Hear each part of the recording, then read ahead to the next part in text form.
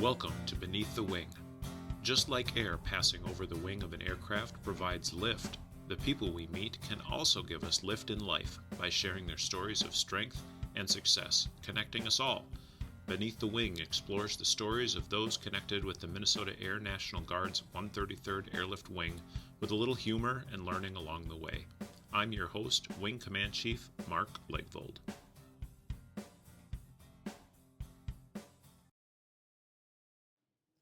I'm joined today by Airman First Class Festu Olaonipekun. Festus joined the Minnesota Air National Guard about 2 years ago, works in our aircrew flight equipment shop, helping keep our crews safe and well outfitted with all the Gucci stuff.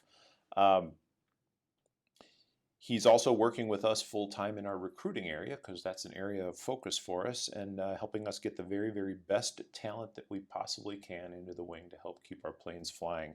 Welcome, Festus. Thank you, sir. Thank you for having me. Absolutely a pleasure. So you started out joining us as an aircrew flight equipment person. Yes, sir. How did you choose that job?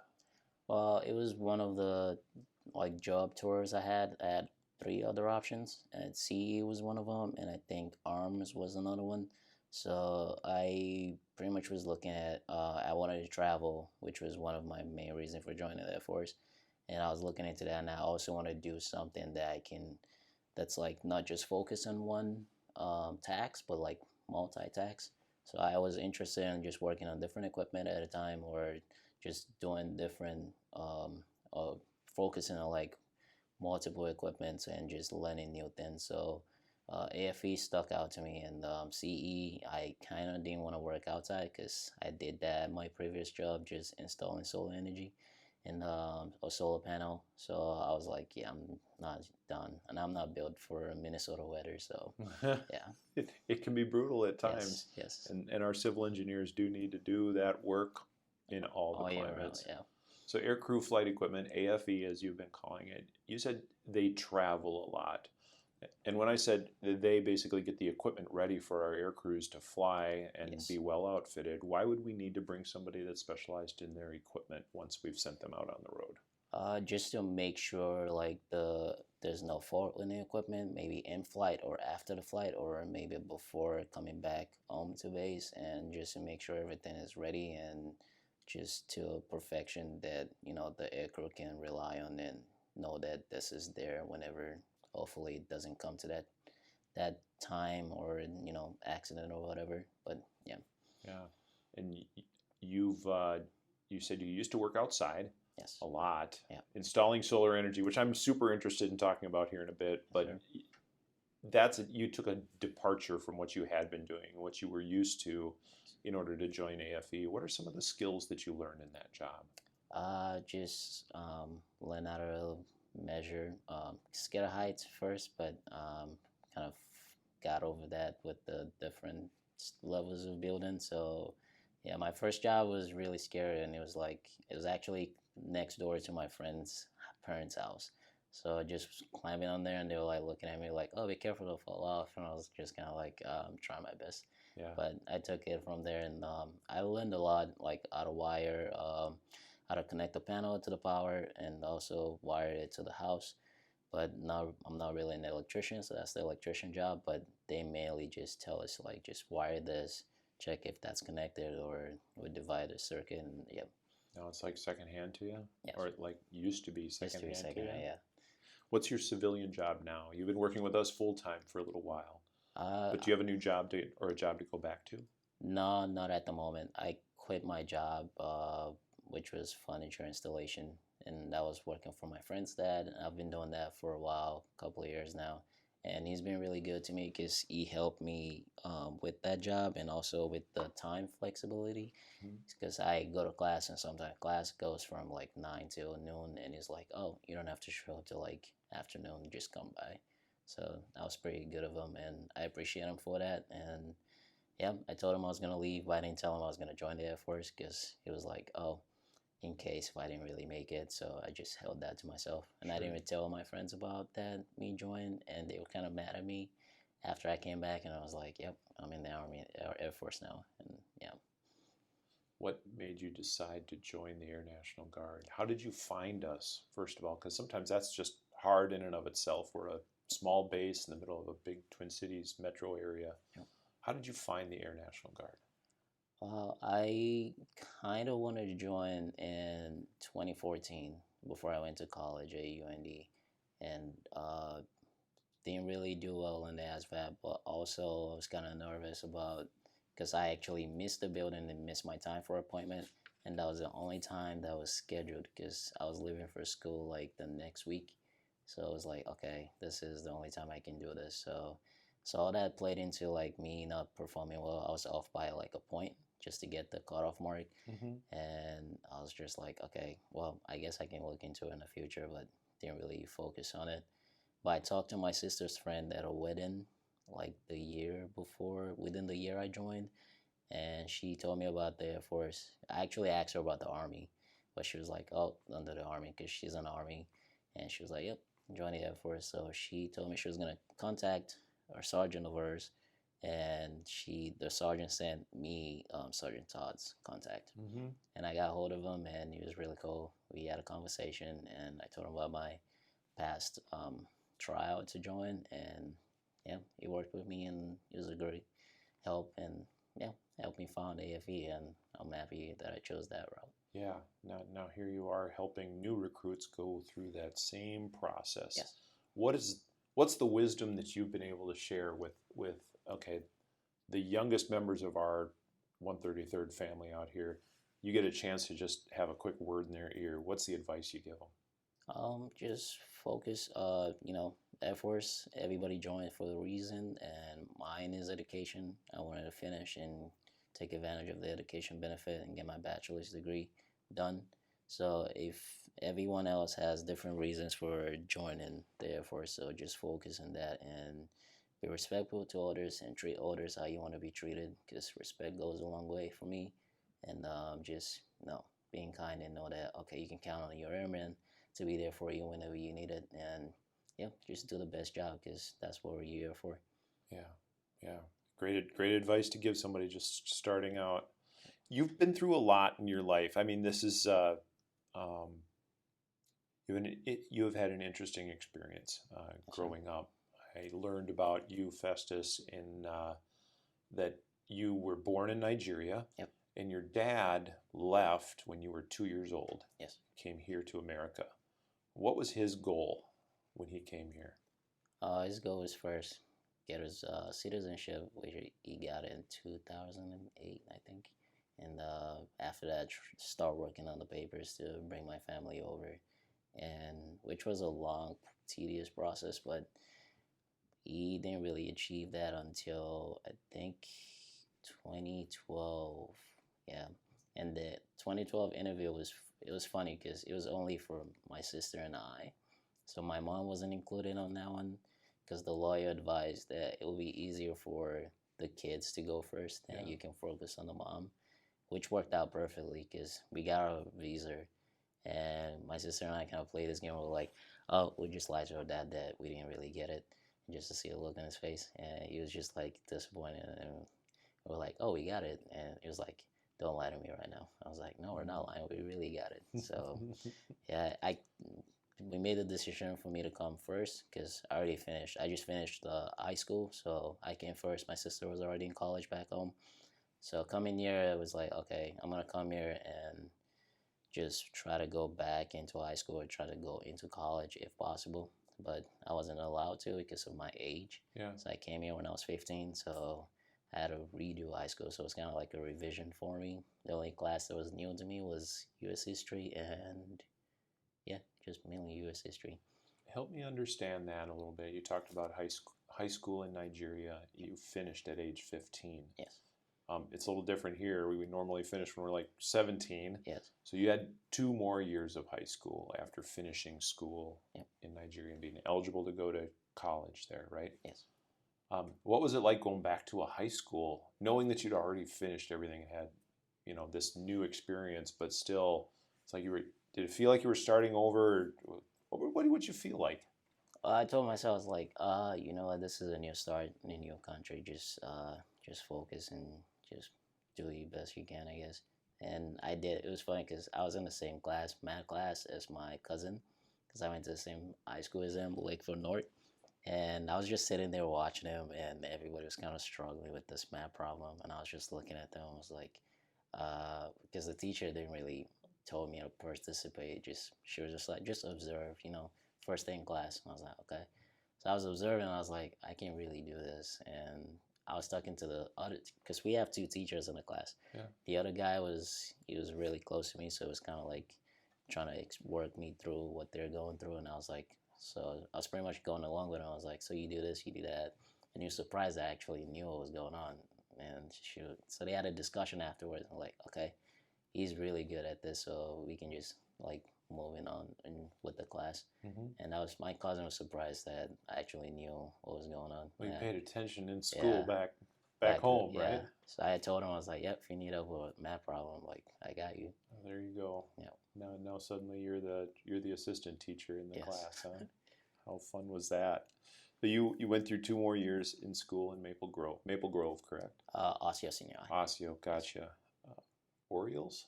Yes. Go Orioles. All right. Graduated high school. Your goal was to get to college. You went to University of North Dakota. Yes, sir. What are you studying? Went there for aviation, which is why I tried joining the Air Force, and didn't do so well because I figured I was scared of height at one point, and yeah, that really, well, a lot of factor played into that because Valley Fair happened that summer before I left for college, and I almost fell off the Wild Thing ride. And I told the guy, I was like, I'm not safe in this, but he didn't believe me. And everybody was like, oh, just do it, because we came as a group.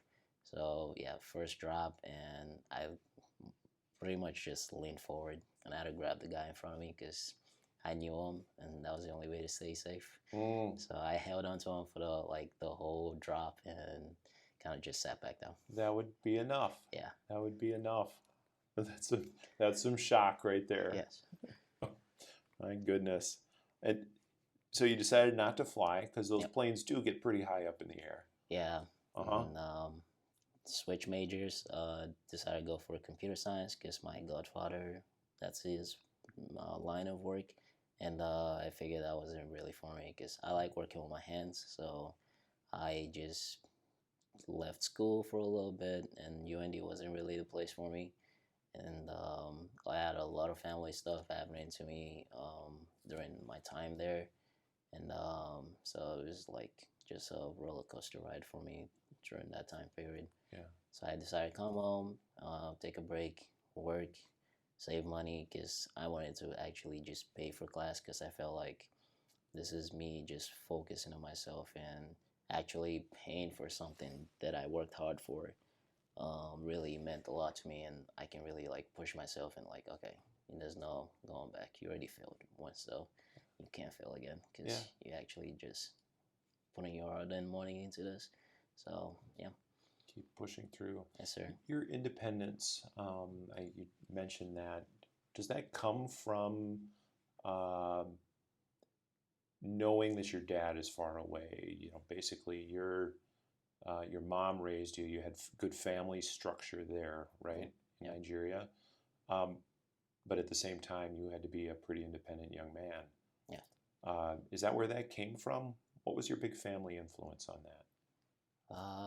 Well, my family is like really well, different sides. My dad's side and my mom's side, but I felt like I was really more close to my mom's side, because my mom would just, because she was still in school while she was raising us, and whenever it's time to go to school, she just drops it off as in my grandma's place. Then I just hang out with my grandma, and my grandma really taught me a lot growing up. And I kind of, as a kid, you don't really pay attention and stuff that your grandparents are trying to tell you, but later in life, you look back at it and you're like, okay, I can see why she's teaching me this. Yeah. Your grandma was your big influence. Yes. What did she teach you? She taught me how to be just respectful. I wasn't really, and listen more and pay attention, and just treat others how you want to be treated. So disrespect doesn't really fly in our house. So I was like, okay, no. And yeah, I don't disrespect my sister, but she felt like, because back home in our culture, like you always respect the first child no matter what. So, well, my sister is like, okay, I don't. It's not like I don't respect her, but I feel like she can do better, and she let people walk over her. So that's when I don't like that, and I actually stand up for her. But she's like, I don't care. But yeah, There's difference. You talk about the culture there; it's a little different on yes, how they treat their kids. yes.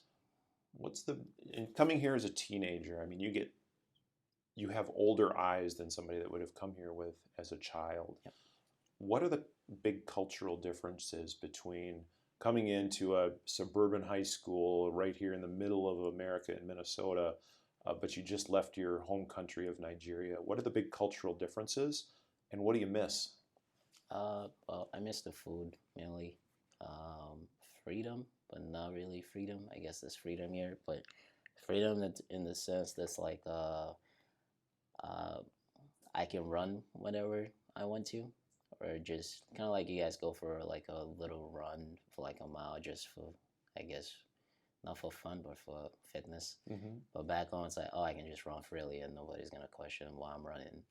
I actually did that running in my uncle's area, and I got pulled over by the cops. So that was like, okay, I didn't really do anything. I was just running. But yeah, that was one thing that was like, why? But yeah, my uncle came over and like stepped in and was like, okay, he's still new to the country, so it's still like adjusting to things. And another one is kids calling their parents by their first name. That was weird. So my friend did that, and he called my uncle his first name, and I looked at my uncle, and I was like, okay, what are you gonna do? A different level of Yeah. respect there. So that was huge, and I never even call my friends. They tried telling me like, oh, just call me by my first name. I'm like, oh no, I'll just call you by your last name. So I just do that every time, even with their mom. Yeah. So out of respect. Yeah, and you mentioned that respect thing when you give new troops advice when they're coming in. Yes. It fits well in our military culture. That was something that you got growing up. Even Aaron, Chief Aaron Seek, he did that to me first time. I was like, I'll just call you Chief. So I just call him Chief from now on. Yeah, Yeah. it's a different environment, isn't it? Yes. For sure. One thing that I also learned about you, Festus, is your part of your culture that was kind of important to you was music. Yes. You're a musician, aren't you? Used to be. Used to be. Once you are, you are. Yeah. What instrument do you play? I play the conga. What's the conga? So it's it's, I guess, back home they call it, well, it's not really a talking drum, but it's part of the talking drum. So we call it a talking drum because the drum actually, it's kind of like, it's talking in our language. I don't really know if that makes sense already. But yeah, my dad, there's different ones. There's, they call it the gungun, and that's the talking drum itself. And the conga also supports it. So it's kind of like a backup, kind of like the backup singer. Yeah. And then you sing as well. Yes. In a choir. Yes. Not by yourself. No. We had this chat. I'm like, this guy needs to sing the national anthem. That's what we do out here. Somebody sings the national anthem before our thing. But we're going to find your voice. Okay. Okay. You're just so agreeable. It's fantastic. I've been talking with Airman First Class Olaonipekun, and thank you so much for coaching me on saying your name correctly. I hope I'm getting it right. Yep. We're going to take a quick break and hear from the good folks that he's been working with in recruiting. I hope you stick around for the second session. Hello, this is Senior Airman Isaac Hernandez with the Minnesota Air National Guard recruiting team. First off, I want to say thank you to all the recruiting ambassadors who have been helping us out over the past couple months. The Minnesota Air National Guard is currently looking for self-motivated and driven people to join our world-class organization. We have a wide variety of jobs that easily transfer to the civilian sector. We have jobs ranging from being a flight engineer, logistics, dental assistants, and security forces. Keep in mind that besides from getting real-world experiences and having an opportunity for growth and career development, we will also pay for your college up to the University of Minnesota rates. We also provide top-notch medical and dental insurance for a low cost for you and your dependents. Also, we offer $500,000 in life insurance for only about $30 a month. For any questions you may have, please reach out to me or any of the recruiting team members to see how we can help you get started with your new career at the 133rd. Give me a call, 612-910-1178. Again, 612-910-1178. Thanks for sticking around. With me still is Festus Olaonipekun. He's stuck around for the second half of the podcast. I hope everybody listening did too. Thanks, Festus, for sticking with me. Thank you, sir. All right. So during the break, you and I had a little bit of conversation, and you told me very quickly in passing earlier that at one point you got pulled over for running. Yes. And it was actually here in this country. Yes, sir. And you were close to home. Your uncle came and kind of got you out of that situation. But I asked you, how did that make you feel? So here in Minnesota, you, a young black man, runs from the cops. That's why you got pulled over? Kind of. Tell us about that situation. So I was running just to kind of get attention of my uncle. Like, hey, your kid is with us, but we went for a walk, just in case if you're wondering why the house is empty. And it was getting dark out, actually. And while I was running, the cop was driving towards me, but he thought I was running away from him because I saw him, and he assumed I was one of the kids, the bad kids in the neighborhood that kind of gets in trouble often, and he assumed I was one of them and just detained me and was wondering why I ran away from him. And I was like, I didn't really do anything. Mm-hmm. And then my uncle saw what's happening and just came to save me. And yeah, that was my first experience running in with the cops. Yeah. What did you learn from that situation? I mean, it's different. You were telling me that growing up in Nigeria, there's 4 different tribes, but there isn't racism. Did you feel like this was an instance of racism, or did you think it was a mistake? Help me understand. I just thought it was a mistake. It's Brooklyn Park is kind of mostly just that area itself is mostly high population, mostly black. So I can get him, I can understand him saying, okay, I thought you were one of us kids, and just his assumption weren't off, but it was okay, yeah. But also in Nigeria, it's we go through stuff like that, but the cops don't really care because they're okay, they know what to look at, and they know you can tell who's actually a bad influence or a bad kid.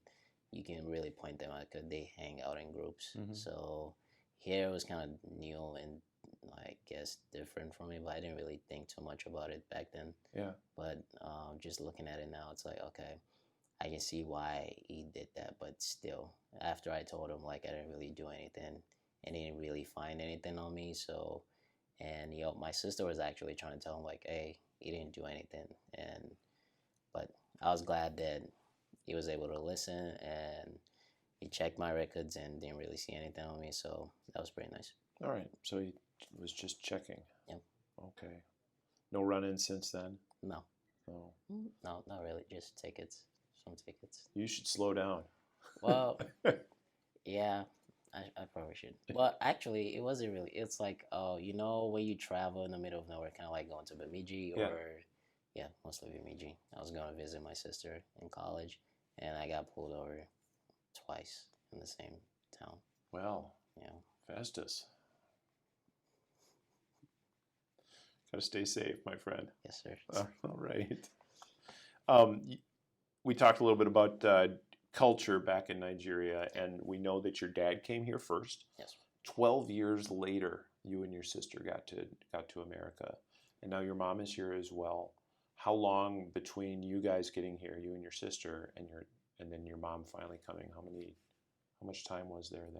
I think it was about a year and a half. Yeah. Yeah, about a year and a half. So it didn't really take her that long, because it took her a while to actually get an interview from the embassy. But after she got that, then I think she just needed to submit some few documents, and that was it. Sure. And then unification of the family is a priority of our State Department, isn't it?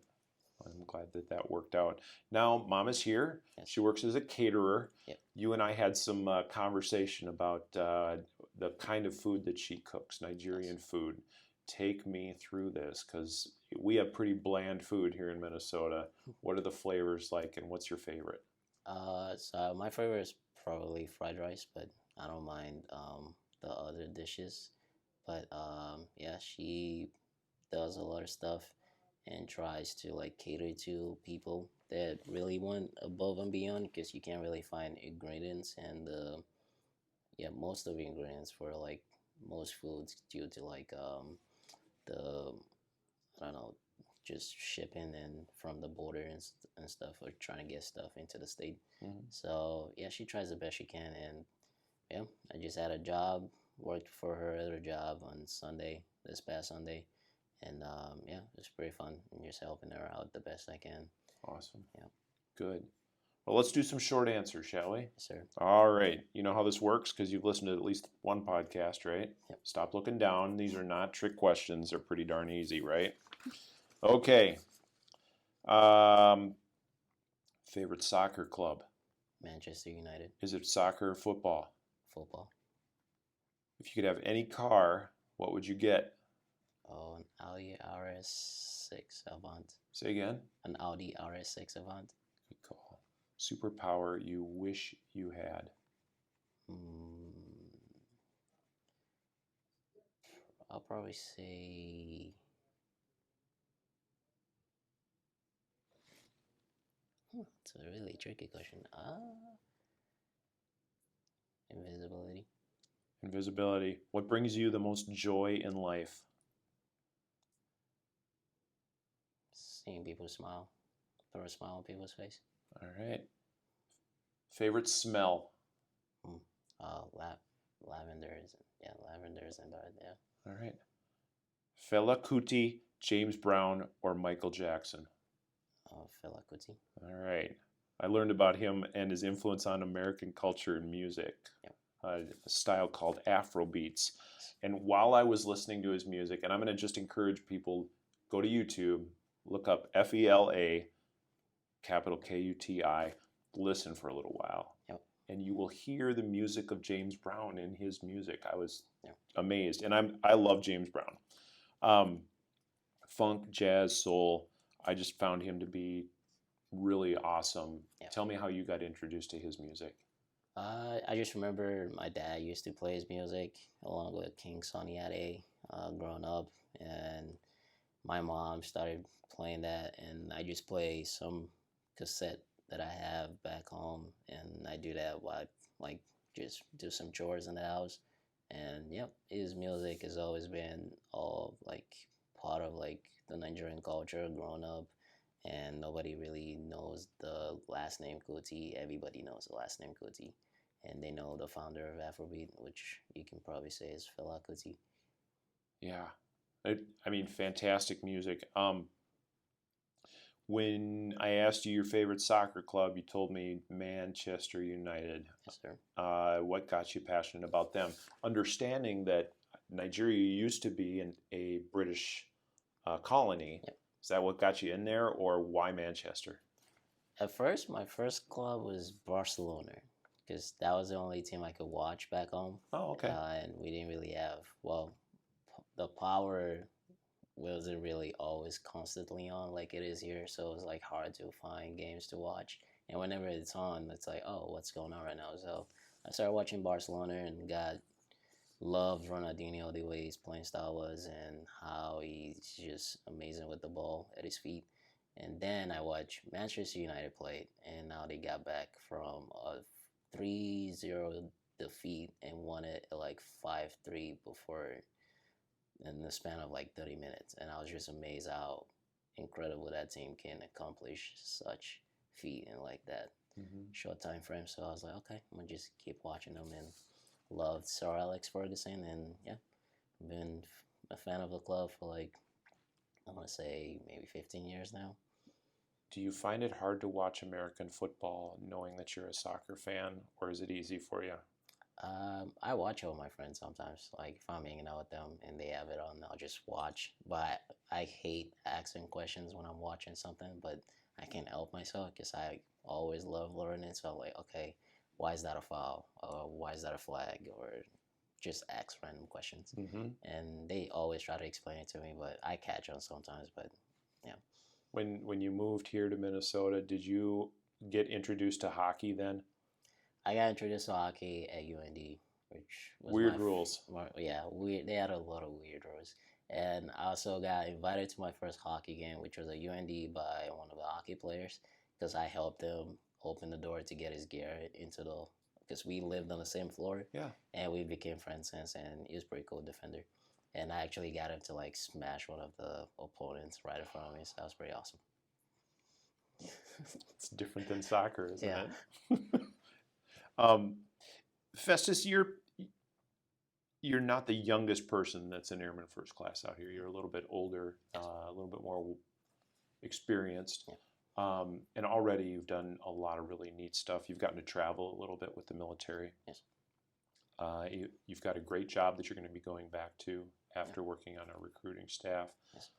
So it's been kind of a whirlwind of a couple of years in military service. What are you most looking forward to for the remaining time that you have in the Air Guard?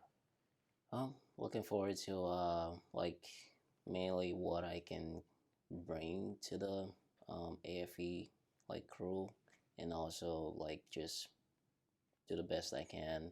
And I know we are always like talking about, okay, what's the best? How best can we do this? Or how best can we just innovate, but not really innovate, but just do the best we can with our job. And I am just hopeful I can be a part of that and contribute more to that before I leave here. Which you're going to stick around for at least a good 20 years, right? Yep. Yeah, there's the retention That's pitch that I retention. get to give you. Hey, on top of that, you're balancing your civilian life. Yep. And I know that you're a student. What are you planning on finishing your studies? When you finish your studies, what's your degree going to be in? Construction management. Why did you choose construction management? I really worked with like a lot of project managers at my furniture job, and just doing that, I figured I can like do better than what they did. Because sometimes like I scratch my head just looking at some of the print, and I'm like, that doesn't make any sense. You could have done better with this. Yeah. And so looking at that, I'm like, okay, I can do better at this. And I've never been the person that always lead. I like just sitting in the background and kind of observing and helping people out. But I feel like I can do better at that job. And how far are you in your studies with it? It's got like 2 years left. 2 years to go. Yes, sir. Awesome. Well, Festus, thank you so much for joining me Thanks, sir. on Beneath the Wing and sharing your story. It's absolutely amazing. I'd also like to thank Jared Smith for his background research, Amy Lovegren, as usual, for her production work. And next on Beneath the Wing, we're going to be joined by Master Sergeant Brian Shue, professional bull rider and member of our wing. So hope to see you then. Thanks again, Festus. Thanks for having me. Thanks, sir.